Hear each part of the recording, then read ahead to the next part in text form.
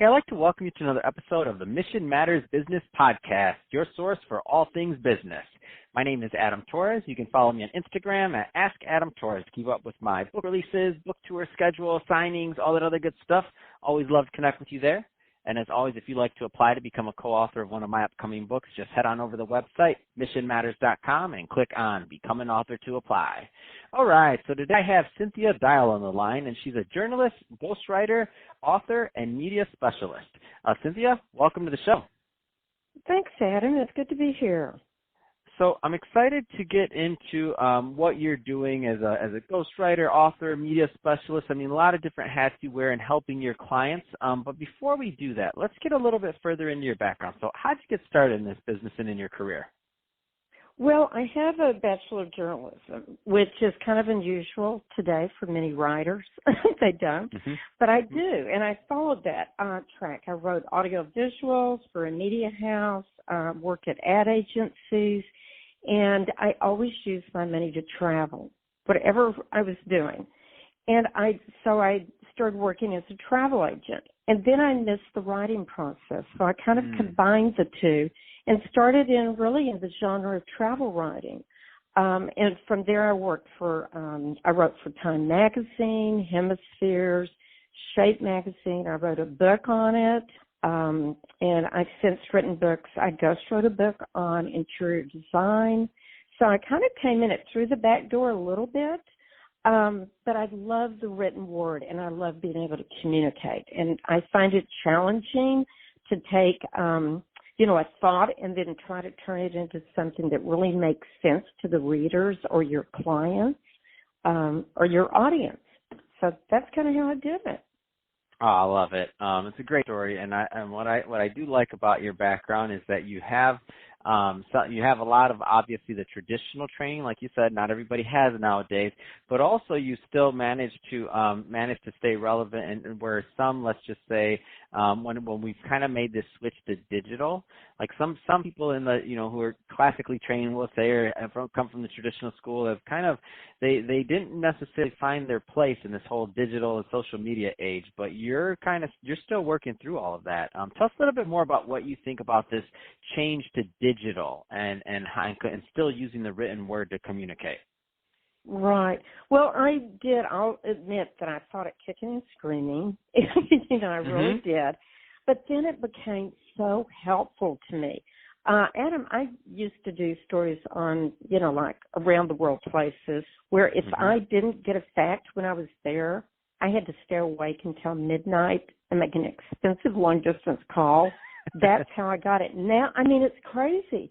And now I just, click on my computer, find the facts. I used to go to the library, have a librarian do a lot of research for me, and now it's all at the tip of a click, which I love that. It's made my job easier. Of course, in a way it has, in some ways, I think, diluted the quality a bit because everyone does think they're a writer, and really, I know you've read things too, that just the quality is just not there. And that's what I do want to offer is the combination of both, where I can offer that quality where it's classically written, so to speak, and that it's grammatically correct. You have complete sentences, the punctuation's correct. And then I like to add punch. That's fun for me to take someone else's work and punch it up, make short sentences, long sentences. I think Mark Twain said, don't use the right word, use the exact word. And that's what makes that's what makes a reader want to continue reading. So that's kind of helped me along the way also. I love it. And let's talk a little bit more about your ghostwriting and the ghostwriting process, because I think there's a lot of people out there that would like to either publish books and or more articles and more, especially things around thought leadership and their knowledge. But let's just face it, they know that they're not necessarily the best writers, and they don't want to put that foot forward, so to speak, because that's not their strong suit, which is understandable. But I always tell people, I'm like, use a ghostwriter. Why wouldn't you still build your brand and still put that work out? It's still your knowledge, it's still your work. words, but they're just, the ghostwriter's just helping you to flesh them out because that's their job. It's like, if you couldn't fix your car, would you like not drive? I mean, some people maybe not, but like, you're not gonna like be like, okay, let me go become a mechanic all of a sudden and stop, your law practice or whatever else you're doing. Or that might have been a bad example because lawyers are pretty good writers usually, but you know what I mean. You're not gonna just stop your day-to-day work to do it. So let's talk a little bit more about ghostwriting and what that entails. Well, actually, I think a ghostwriter really does save your time, and you are the expert. That's the thing.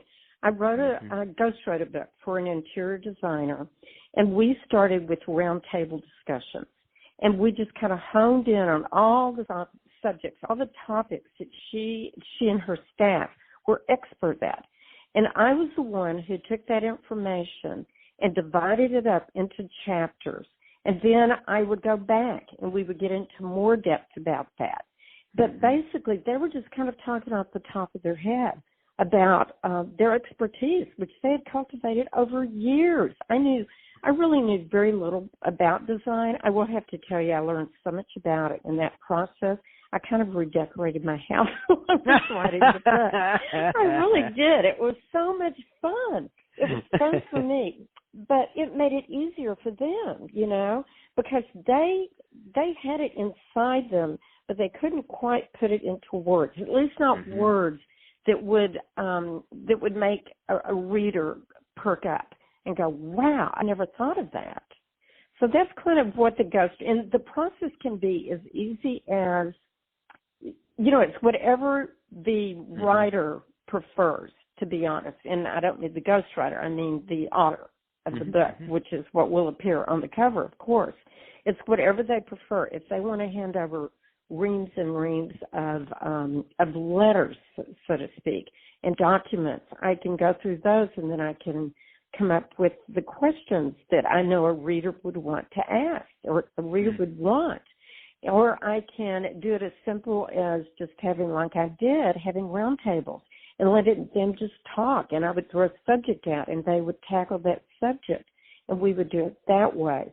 Or it can even be business people who want to do a monthly newsletter, and they can just give me the topics of what they want and maybe just the, key points that they want to touch, and I can come up with something, and then they add it up from the perspective of the information, and we can go from there. It can be brochures, it can be even a keynote speech, it can be anything. That's awesome. And let's talk a little bit more about editing and editing services, because the other side of the spectrum is so there's the people that are like, okay, my writing is not that great. I need a ghostwriter, or I should get one. And then there's the other ones that are like, okay, I can write, I like to write, but let's just face it, I'm not an editor. And we all need editors. Is the bottom line. A writer can't edit their own work. You need somebody else to edit, even if you are a professional writer. Right, that's true. No, you can't. And I don't think you can see the flaws in your work. You don't see sometimes the redundancy. No, you can't. 100%. See the holes. You don't see the holes. I mean, because you know the topic so well, you don't realize what's being left out because you just know it. It's kind of bred in you. And yet, for someone who does not know the subject, that may be a key element, but I can pick it out because I probably don't know that subject either. And that's advantageous for your editor not to know the subject. And then they can read it like any other reader would read it. I always read things out loud, always, because if out loud, if you can't say it clearly, then it doesn't make sense when you're reading it either. I also, and for pace too, that's how I like to punch things up, because a real short, quick sentence will just really get your attention, whereas a long, lengthy one may get all the information in, and you do need those definitely, but you need to break it up. You need a variety. It's almost like seasoning a recipe. You've got to do that. And then there are some, I was just helping edit a book that went to print, and the one thing that I noticed, she had a very, it was a fiction book, but she had a very extensive medical background. So a lot of it got really where my eyes were starting to cross. And I said, I just don't think, to you this is so interesting, but you need to cut it because you're going to lose readers in this chapter.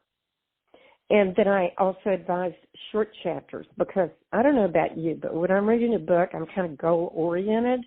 And I like to think, okay, I finished that chapter. I'll get to, I'll look through the chapter and see how many more pages I have. And I'll get to the end of that. But if it's real lengthy chapters, I think you're depriving readers of maybe even getting through all your chapters, if that makes sense. I like it. No, that makes total sense. And you're dropping words of wisdom today, Cynthia. I know.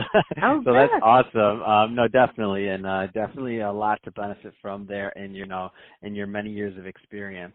So that being said, Cynthia, if somebody's listening to this and they want more information, either on your ghostwriting or writing services, or editing or anything else that you're working on, what's the best way for someone to follow up with you? They could email me. That would be the very best way. And it's Cynthia Dial, 1, at yahoo.com. Fantastic. Well, hey, Cynthia, really appreciate you coming on the show today and sharing more about your background and all the great work you're doing for your clients to get their words out and to have them nice and shiny and polished up like only you can do. So thank you for that.